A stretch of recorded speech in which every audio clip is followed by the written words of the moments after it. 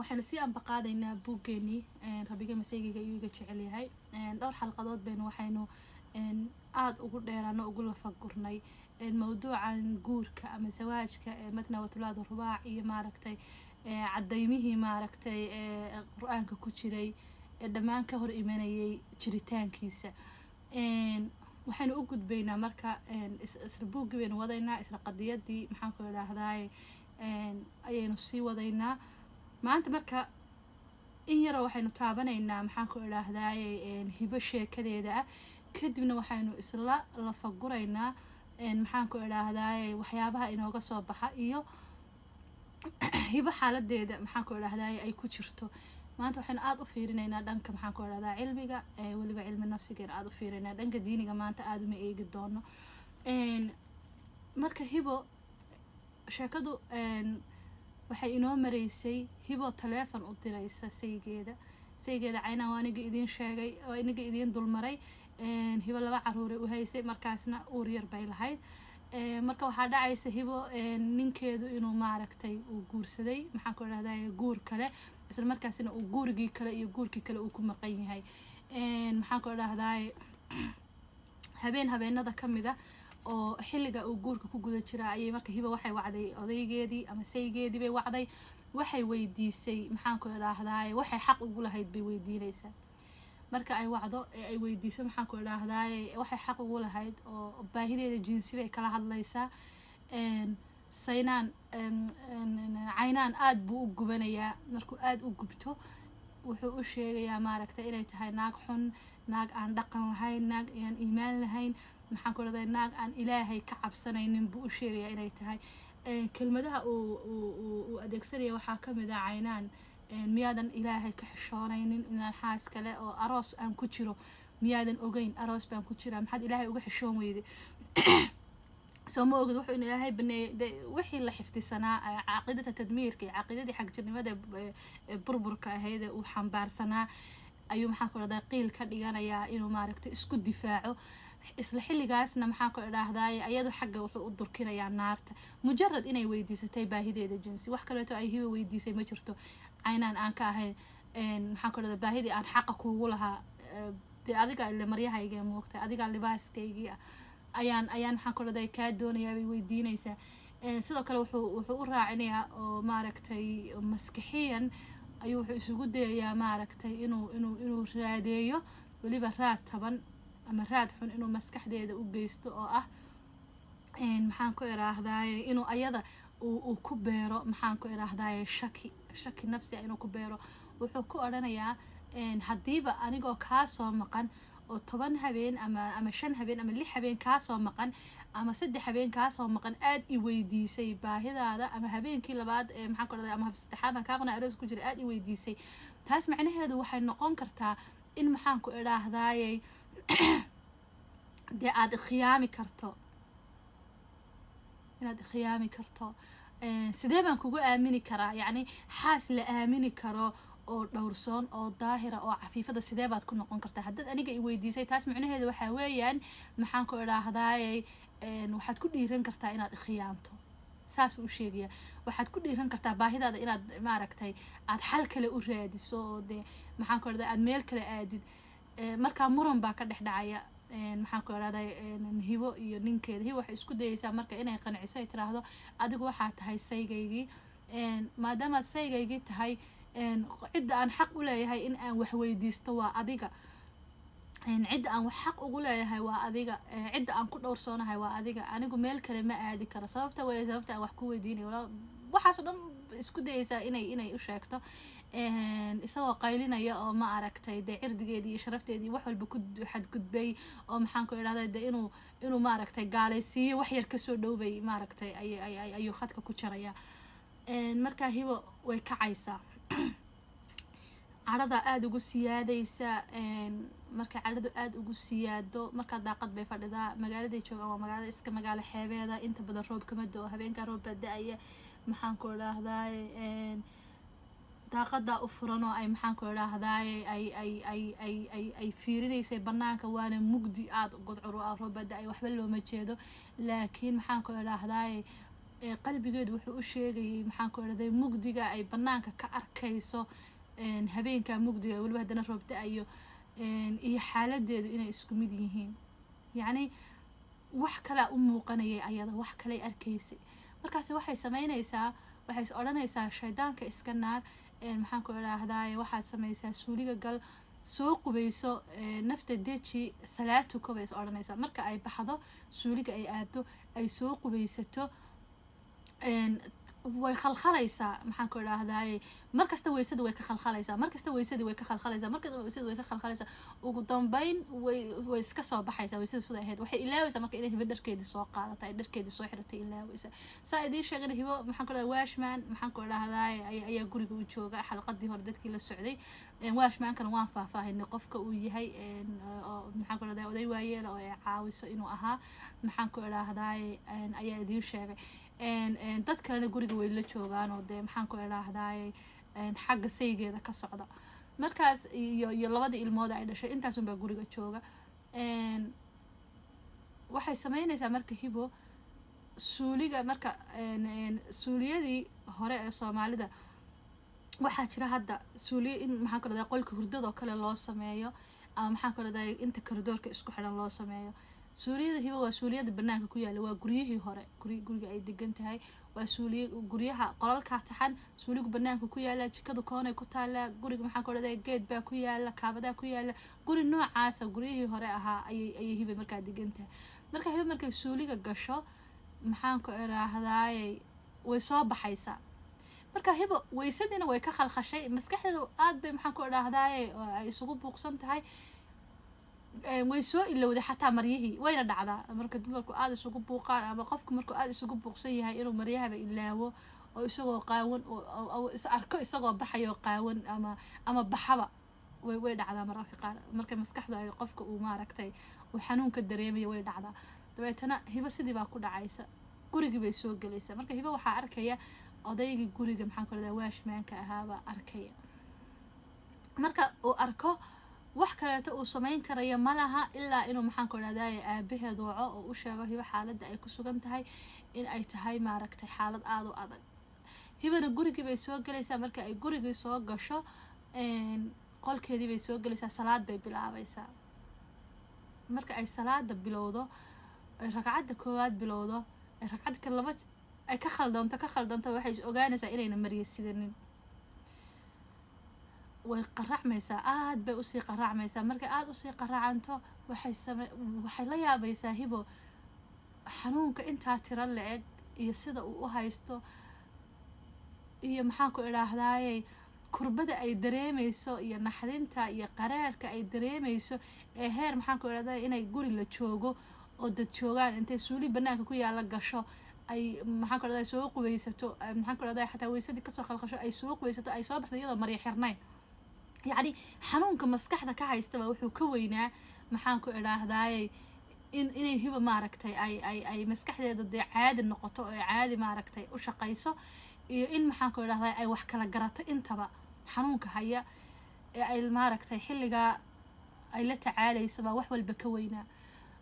way ilmeynaysaa waxay sameynaysaa maryay xidhanaysaa haddana salaadii bay istaagaysaa malaha 30 ragcadood bay tukanaysaa 30kaa ragcadood hal ragcad oo ka mid ah way u saxmi waayeysaa hibo hal ragcad oo ka mid ah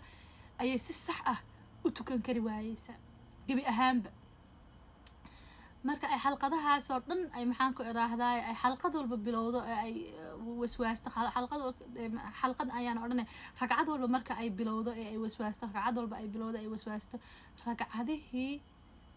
ay tukanaysay oo dhami marka ay ku dambeeyaan maaragtay inay wada waswaasto gebigoodiiba oo ragcad maxaan ku idhaahdaay ragcadaha ka mid ah halmaan hadal kuma jira ragcadaha ka mid ah ay u saxmi weydo ayay waxay sameynaysaa dhulka ay fadhiisanaysaa markay dhulka fadhiisato gurigeedu waa sibidh waxay sameynaysaa dhulkay seexanaysaa wadciyada maaragtay ama qaabka ilmaha marka caloosha hooyadii ku jiro oo kale lugaha iyo gabcaha isku soo ururiyo waana psychologicalna waa qaab markuu qofku murugo dareemaya inta badan uu sameeyo ama dhibaatooyin ay kusoo dhacaan qaabkaasoo kale intay isugu ururto oo gondaha iyo garhka iskashato inagu waxayna dhahnaa godka gondaha iyo gadhku qofka marka hibo gondaha iyo gadhka iskashanaysaa waxay ku dhegaysaa dhulkii bay ku dhegaysaa. dhulkuna markasta maxaan ku idhaahdaay qofku marka uu maruga dareemayo ama xaalad maxaan ku idhahdaa ay la soo gudboonaato dhulku wuu u yeedhaa. waayo dhulku waa hooyada weyn, dhulku waa meeshii aad kasoo tafiirantay. marka xaawiye aadan laga yimaado dhulka isagaynu ka nimi, halkii aynu ka nimi maxaan ku idhahdaa laynaga abuuray waa isaga. maxaan ku idhahdaa inta badanna dhulku wuxuu la xiriiraa maxaan ku idhahdaay maxaan ku idhahdaay inuu maaragtay xaaladaha nafsiga ah oo maaragtay qofka uu difaac uga noqdo ama xaalado xanuun oo kale oo soo wajaha. maxaan ku idhahdaay waayo adigu dhulkan aad ka samaysan tahay, ciidan aad ka samaysan tahay, dhulkan aad ka samaysan tahay. wax kastoo adigu aad u baahantahay iyaday ka samaysan yihiin. marka iyadaadna u laabanaysa. marka dhulka iyo qofka maxaan ku idhahdaa bini aadanka marka xaaladihiisa caafimaad ama nafsi ha noqdaan ama kuwo kale ha noqdaan, marka uu qofku uu xanuun dareemayo xaalada nafsiya maxaan ku idhaahdaay xanuuno, marka qofku problem iyo walbahaar uu haysto iyo dhibaatooyin ay haystaan, inta badan xataa hadduu sariir ku jiifay sariirta intuu ka dego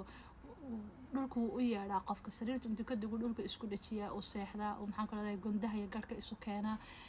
maxaan ku idhaahdaay marka xiriir weyn baa ka dhexeeya marka qofka iyo qof kasta bini aadan iyo dhulka. waayo dhulku waa hooyada, waa halkeenu ka nimeyna kasoo abuuranay. marka hibo dhulka bay fadhiisanaysaa, way oynaysaa. qaabkii aynu sharxanay bay maaragtay iyadoo isku jibisay jilbihii gondihii bay ayay maxaan ku idhahdaa seexanaysaa, aad bay u ilmeynaysaa. markaas xanuunka haya ayay maxaan ku idhaahdaay isweydiinaysaa. waxay odhanaysaa ma waxa ay haya wixii lagu sheegi jiray masayrka. su-aashaas isweydiinaysaa marka koowaad, ma waxa haya wixii lagu sheegi jiray masayrka. horena waynu usoo aragnay inay ilaahay la hadashay oo ay ilaahay su-aalo badan weydiinayso. ay leedahay ilaahay maxaad waxaasoo dhan igu abuurtay. waa faahfaahin dheer, marka buuggay faahfaahintaasi ku jirtaa. laakiin inagu qadiyadaynu qaadanaynaa maxaan ku idhahdaa ama dhacdadaynu qaadanaynaa, waynu ka tegaynaa markaa faahfaahinta. markaas ma waxa ay haya bay odhanaysaa wixii lagu sheegi jiray masayr. miyaa khaldanahay bay markaana isweydiinaysaa. marka waxaa jira wax soomaalida u taqaano masayr,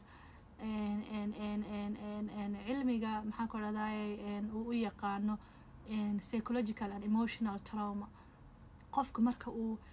dhacdo weyn oo xanuun badan kala kulmo maxaan ku idhahdaay nolosha, qofku jecel yahay, dhacdo hortiisa ka dhacday, waxaasoo dhan waxay noqdaan PTSD wax la dhaho. oo traumada maaragtay traumada noocyo u kala baxdaa. traumada weyn ee maaragtay qofka kusoo noqnoqota ee hadhowna dee xanuunada waaweyn isu bedesho ee qofka inuu iska daweeyo maahane ay adag tahay maaragtay inay qofka ka hadho. taasoo kaleeta weeyaan waxay masayrka. marka inagu qofka qof wax xiqdiga ama xasadka iyo waxaynu isku khaladnaa xanuunada nafsiga ah ayaynu isku khaladnaa. marka xiqdiga qofku wuxuu haysto inuu ka masayro qur-aanka waa lagu sheegay. taasayna waxay u naqaanaa masayr ama laakiin wixii dhan ban waxay u naqaanaa masayr. laakiin lamaanahaagu inuu ku khiyaamo, nin ahow naag ahow, waxaa laga dhaxlaa xanuun lamida PTSD-ga, yani traumada halista xanuun lamida baa laga dhaxlaa. marka iyadu ma garanayso maxaan ku idhahdaa hibo ma garanayso waxaa la sheegayo. hibo ma fahmayso. laakiin masayrkii la sheegi jiray miyaa ahaya bay isweydiinaysaa. waa wax ay mar walba bulshada ka maqasho oo haweenkana maxaan ku idhaahdaay lagu sidko weeyaan. marka xanuunka masayrka ay soomaalida u taqaano ee ah psychological ama emotional traumada, marka cilmiyan marka la fasiro waxaa loo yaqaanaa betrayal trauma loo yaqaanaa. waxay sababtaa maxaan ku idhahdaay murugo weyn oo teenager ah, waxay sababtaa naxdin weyn, waxay sababtaa maxaan ku idhahdaay warwar iyo anxiety bay sababtaa, cabsi bay sababtaa depression bay sababtaa, qofka maaragtay qabkiisa uu burburo bay sababtaa. waxay sababtaa self low esteem qofka inuu maaragtay qabkiisa burburo ayay sababtaa. marka intaasoo dhan haweenka way ku yimaadaan. waxaa adkaata markaa qofku maxaan ku idhaahdaaye inuu bulshadii dib u aamino, jinsigii kaleeto uu dib u aamino, maxaan ku idhahday ciyaalkiisa xataa uu aamino baa adkaato. waxaanu leenahay cilmiga maaragtay Soomaalidu waa mid guun ah. waxaad ka dhadhansanaysaa marka aad falsafada dhex gashid ama sayniska dhex gashid, culuumta kala duwan ama kitaabka aad dhex gashid, waxaad arkaysaa wax walba waxyaabihii ay ka yidhaahdeen baad arkaysaa. nin aad dhashay kuma dhalin bay Soomaalidu ku maahmaahda. yacni waxaa weeyaan waa xaalad nafsi oo fogaatay oo ah qofka inay ka kaxayso xataa ilmuhu dhalay inuu aamini waayo nolosha. inaad dhashay kuma dhalin, yacni mar walba adigu naftaada badbaadi. qaabkaasay maxaan ku dhahday si marka loo eegana waa sax, laakiin qofka inuu aaminaada ka tago, aaminaada qofka inuu ka tago ayay caddaynaysaa. yacni waa meesha ugu dambeysay ilmaha aad dhasho, yacni qofka aad jacaylku idinka dhexeeyaan, qofka aad isqabtaan, waalidka, maxaan ku dhahdaa ilmahaaga. intaba haddaad aamini weydo ma jirto cid kaleeto aad aaminaysid. walaalka inta haddaad aamini weydo ma jirto cid kaleed aaminaysid. marka post traumatic stress disorderkaas mid la mid ah oo maxaan ku dhahdaa post infertility stress disorder ah ayaa maxaan ku idhaahdaaye ku dhaca maxaan ku dhahdaa qofka haweeneyda ku dhaca. daasta masayr. marka masayrka Soomaalida waa xanuunkaas. buugayga waan ku mention garayn doonaa, buugayga waan ku qori doonaa. qaybaha hadda ka dhiman ee ugu dambeeya bay ka mid tahay copyrightka. anigu markii hore alxamdulilah waxyaaba ilaahay igu ilhaamiya waxaa ka mid ah, waxaa ii fudud wax walba ruudkiisa inaan ogaado. marka anigoo og waxaan inay yihiin xanuuno nafsiya oo saas ah, marka aan u raadiyo ama yihiin waxaan waxyaabo aan diinta shaqo ku lahayn oo laga been abuuray, marka aan raadiyo daliiladaan helaa. taasna maxaan ku idhaahdaaye waa wax uu qofka ilaahay ku gallado. saas ay tahay haddana still waxaan rabaa maxaan ku idhaahdaaye copyrightka, maxaan ku idhaahdaaye dadka isku raacay ee researchka ka sameeyey ama kutubta ka qoray in aan adeegsado si ay idinkana idinkugu fududaato inaad raadraac ku samaysaan oo aad akhrisataan. marka xanuunadaas ayaa marka gabadha marka ay ninkeeda ku qabato maxaan ku idhahdaa isagoo khiyaamaya alkhiyaana almashruuca ama alkhiyaana alghayr mashruuca. alkhiyaana almashruuca anu waxaan u aqaanaa maxaan ku idhaahdaaye ama mustalaxaas waxaan kugu sheegayaa waa khiyaanada matnaa watlaadu rubaaca oo maxaan ku idhahdaa makaan iyo zaman xadidaya uusan jirin, oo zawaajka ah oo maaragtay hadda wadankeeni maanta ka socota oo caalam islaam ka socota oo ah ninku inuu 2 iyo 3 iyo 4 guursado. waa khiyaano mashruuca, waa khiyaano ama waa dhagar maxaan ku idhaahdaaye caqiidat atahriib iyo caqiidat atakhwiif iyo caqiidat atadmiir maxaan ku idhaahdaaye dadka saraysiiya ee maaragtay maxaan ku idhaahdaaye dhiirigeliya ee dadka ku faafiya ay isticmaalaan weeyaan. marka khiyaanadii ama post traumaticgii xanuunkii nafsiga ahaa ama emotionka ahaa ama dareenka ahaa maxaan ku idhahday maskaxdaada dhaawacayayba waxaa lagaaga dhigayaa inuu yahay wax sharciyeysan ayaa lagaaga dhigayaa. marka waa khiyaano mashruuca. marka gabadha hadda khiyaano mashruuca baa iyada ku dhacaysa. khiyaano qayr mashruucana inay ku dhacdaa laga yaabaa oo maaragtay ninkii faaxisho kaleeto uu la yimaado ay si kale ugu qabato. sidoo kaleeto haweeneyduna sidoo kaleeto ayadu khiyaano mashruuca lama iman karto oo bulshadii muslimka ahayd ee la nooleed khiyaanadii ninka sida ay u sharciyeeyeen ee ay ilaahay quraankiisa uga been abuureen ayada looguma sharciyeyn, laakiin iyada khiyaano qayr mashruuc ay la imaan kartaa. gogolaaf saxa oo baayin ah ayadu la imaan kartaa oo marka ninkiina the same maxaan ku idhahdaa xanuunka maskaxeed ee ayada ku dhacaya uu isagana ku dhici karo. labadoodaba maxaan ku idhahdaa ile naftu waa isku mid moogto, labadoodaba uu ku dhici karayo. marka maxaan ku idhaahdaaye ayadana dhibaatooyin badan baa soo food saara, inuu qabkeeda burburo, self low esteem ay ku dhacdo, anxiety uu ku dhaco, argagax ku dhaco, maxaan ku idhahdaa murugo badan ay ku dhacdo, heer ay maxaan ku idhahdaa waxaas oo dhan ay noqdaan post traumatic ay noqdaan xaalad halisa oo mahadha ah oo maaragtay in la daweeyo oo ruudka laga soo daweeyo maahane aan harayn. marka waxaynu isla aragnay xanuunkan ay Soomaalida u taqaano masayrka inaanu ahayn masayr maxaan ku idhaahdaa masayrku uu yahay xiqdiga masayrku wuxuu erey bixin u noqon karaa xiqdiga xasadka ilaahay qur-aanka ku sheegay ma waxaan siinaynaa maxaan ku idhaahdaa ka xaasidaysaan taasay u noqon kartaa yacni qof inuu qof kale challenge gareeyo wuxuu haysto eego maxaan ku idhahdaa la tartamo competition uu sameeyo taas weeyaan masayr laakiin argagaxaya shooga iyo dhaawaca gabadha gaara ama wiilka gaara marka maaragtay lamaanihiisu khiyaamo labada qofba vice versa haddii lamaanahaaga oo haweenaya ku khiyaanto iyo haddii lamaanahaaga oo lab ah uu ku khiyaamo dhediga uu ku khiyaamo aan iraahde labada jeerba waxaa weeyaan hal naf baad ka wada abuurantihiin hal qof baad ka wada timaadeen idinkoo dhan maxaan ku idhahdaa sulaalatun min diin baa tihiin hal naf baa laydinka wada abuuray yacni isku mid baa tihiin waxaa ku kala duwan tihiin waxaa weeyaan ninkii gabadha marka ay soo socdaan waxay ku kala duwan yihiin waa marka xudunta lasoo gaadho in maxaan ku idhaahdaay ay leeyihiin laba maxaan ku idhaahdaay xubin oo ilaahay isugu talagalay oo kala duwan that's the difference between the man and woman iyo qawaamada inuu ninku ka xoog weyn yahay gabadha oo physically murqo waaweyn iyo lafo waaweyn inta badan raggu ay maxaan ku idhaahdaay ay ka waaweyn yihiin dumarka wax kale maxaan ku idhaahdaay oo rag iyo dumarka ay ku kala duwan yihiin ma jirto taasaa marka waxay keenaysaa maxaan ku idhaahdaay in ay labadeediiba